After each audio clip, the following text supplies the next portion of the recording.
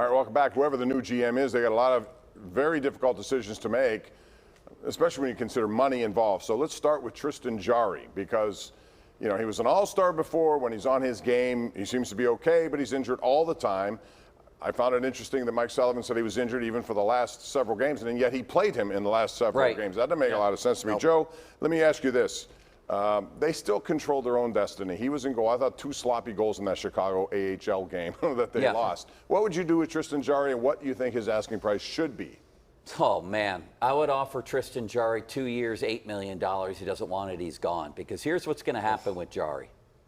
Just like the Bruins identified Ullmark from the Sabres as a guy that they could maintain with their training staff, keep him healthy.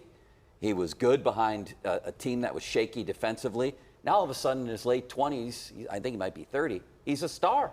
Someone else. He's going to win the Vezina. There's no doubt he's talented. There's no doubt he's talented.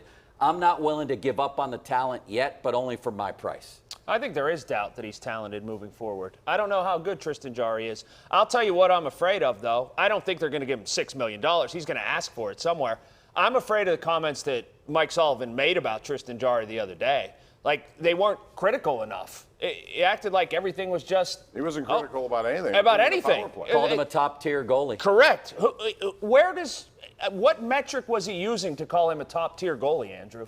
That's what stunned me. His save percentage in the playoffs is below 900. Right. That's not the definition of a big-time goalie. He's never won a playoff series. I would be even worried at Joe's price of bringing him back and having status quo next year. I think they've got to change. I only bring him back with a veteran who could actually play. Well, what do you do with DeSmith's contract then? That's another anything, $1.9 million. but have him here. Anything. By the way, Jarry has the same career save percentage as one Casey DeSmith, if you're interested, Bob. The free agent market, Bob, though, is not very good. It's not good at all. It's Frederick Anderson, Antti Ranta. I mean, there's not a robust market, but you got to find diamonds in the rough. That's the new GM's job. By the way, how is this guy still playing? Why is he still playing if he wants to tell the world I was hurt all year? I'm still hurt. That's what I didn't understand. Then why are you playing? Plus, if you're a coach, if he's hurt and you know it, why are you not playing DeSmith in a game like that? I know you want to run down the free agents, Bob, but I don't think we've tackled the elephant in the room, which is, do we think that Mike Sullivan should be back as Penguins coach? I've said no. Because that's a free agent, so to speak. But again, the new GM will have say in that. Because I don't know, he's entering Mike Tomlin territory for me in terms of doing a whole lot in the regular season. Colin, the Penguins have never had a coach that they've kept on staff for 5 years that's gone that long without winning a playoff series. And hockey is the one sport where no, I did not know that. Hockey's the sport where they're so interchangeable. Just look at already what you've seen around the But there's NHL. Nobody waiting. I mean, with the other guys they've who cares? I understand that, but they used to have assistants that everybody knew. Do you know what I'm saying? Yeah. Jacques Martin, Rick Tocchet, AHL coaches with experience. I agree with a lot of what you both are saying. I do, that he's underachieved. I thought last year he did a hell of a job. He had an AHL goalie. I think they were going to make a playoff run. I really do. The year before, Jarry let him down. This year, he deserves more blame than he's getting, actually. But I think his resume in total, for me, you bring him back and he's on watch going into next season. I think he's earned the right to come back, but not the next 3 years. To your point, Colin, people change. You look at what Boston decided to do. They got rid of Bruce Cassidy, and they went deep into the playoffs. They brought in Jim Montgomery, and somehow they got better. And now they added some things to their team, obviously. But then Cassidy goes to Vegas, and he's successful there and improves their point total.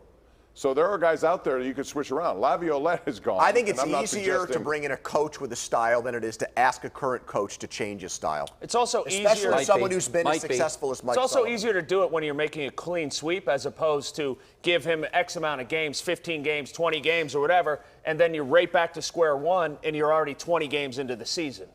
And that's 2 changes when you could have just gone through one overhaul. All right, Joe, Jason Zucker had his best career as a Penguin. He's going to want money. He's making over 5. How much do you give him? How do you facilitate that? Knowing that you still have a bunch of people. I love Jason Zucker. But and I was one of the only people a couple of years ago that wanted to keep him based on that gutsy performance in the last game against the Islanders. I believe Joe said he'd crawl over glass. Yes, he would. That's what he said. I remember he said it. Now, at 31, as much as I love the guy, am I signing another 31-year-old to what, a 4 or 5 year deal? That's what it's going to take. He's going to get it probably somewhere. Good for him. But the question is, should it be here? No? Not for me. No, not after the Granlund deal. I think you boxed yourself into a corner after that. If you were going to keep one, obviously it's Zucker, but I would not do it either. No, this Nope. is his healthiest season. I absolutely agree with Andrew. All right, Everything he said. let me ask you this. Why is Mike Sullivan, who used a lot of guys from Wilkes-Barre Scranton when they won 2 Stanley Cups, they brought them up, they put them in, and they played a lot of guys. It seems like he's reluctant to do that now. And I always said, do it at the beginning of a season. You have O'Connor, you have all They these were other cap guys. constrained, Bob. But you Even- could have even played. if they wanted Jeff to bring Carter people plays every in. night. Give him a few nights off. I know, bring but him. even if they wanted to bring people in, the cap was preventing them because of Hextall's mismanagement to bring people up. There were still Plus, opportunities there's hardly to play anybody guys. down there who can play. Well, Nylander was a good player. They got Yeah. him. He was a former first-round pick. All he did was drive back and forth in his car for the He's like last 10 days of the Cecilia season. Guante. Well, how about Lafferty before that? Lafferty, I mean, sure, the guy went another to one. Toronto and Chicago and was a pretty useful There, player. that's a great point. Yeah. Is that guys like Lafferty, McCann, Jared McCann, Kapanen, now that he's away. right.